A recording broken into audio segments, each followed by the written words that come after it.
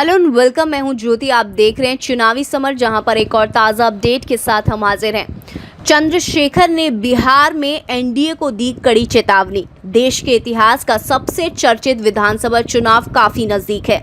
दरअसल बिहार में बहुत ही जल्द विधानसभा चुनाव होने वाले हैं। चूंकि राज्य में 15 वर्षों से एनडीए सत्ता में है, ऐसे में जनता की नजरें इस बात पर टिकी हुई हैं कि लगातार चौथी बार राज्य में एनडीए सत्ता में आएगी। वैसे राज्य के दलितों ने ये ठान लिया है कि चाहे कुछ भी हो जाए, आगामी चुनावों में राज्य में एनडीए को सत्ता में नहीं आने देंगे। इसी कड़ी में अब राज्य को भाजपा मुक्त करने के लिए चंद्रशेखर आजाद रावण में बड़ा फैसला लिया है, जिससे एनडीए में घबराहट बढ़ गई है।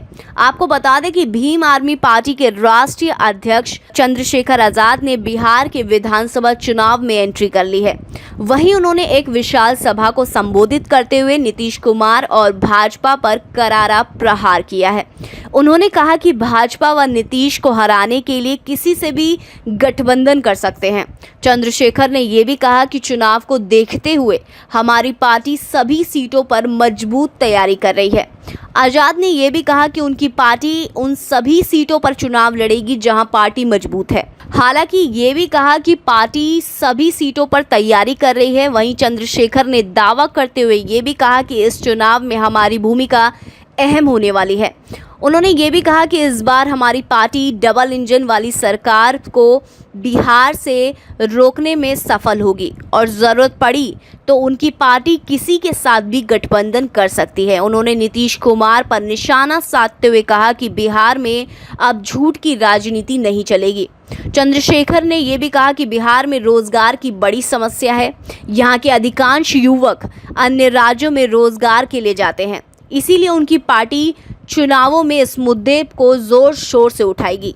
चंद्रशेखर ने कहा कि यहाँ के स्वास्थ्य और शिक्षा की समस्या को भी लोगों ने देख लिया है। इस तरह भीम आर्मी प्रमुख चंद्रशेखर आजाद रावण ने ये साफ कर दिया कि बिहार की जनता के लिए वे किसी भी दल को अपना सहयोगी बनाने के लिए तैयार है। यानी कि उनकी प्राथमिकता कुर्सी पर बैठना नहीं बल्कि राज्य का विकास करना है। जाहिर सी बात है कि चंद्रशेखर आजाद रावण ने इस बयान से राज्य के कई सारे दल को खुश कर दिया है, क्योंकि जिस तरह से वे दलितों के बीच पॉपुलर है, ऐसी स्थिति में दलितों के वो एक बड़ा भाग जो है वो अपने साथ लेकर आ सकते हैं। दलितों के वोट को एक बड़ा भाग उनके हिस्से में आ सकता है। ऐसे में जो भी दल उनसे गठबंधन करेगा उसको बहुत ही ज़्यादा फायदा होगा, उसको लाभ होगा। यहाँ गौर करने वाली बात यह है कि बिहार में बसपा भी चुनाव लड़ रही है, लेकिन मायावती और चंद्रशेखर के अलग अलग चुनाव लड़ने से दलितों के वोट के बिखरने की आशंका है।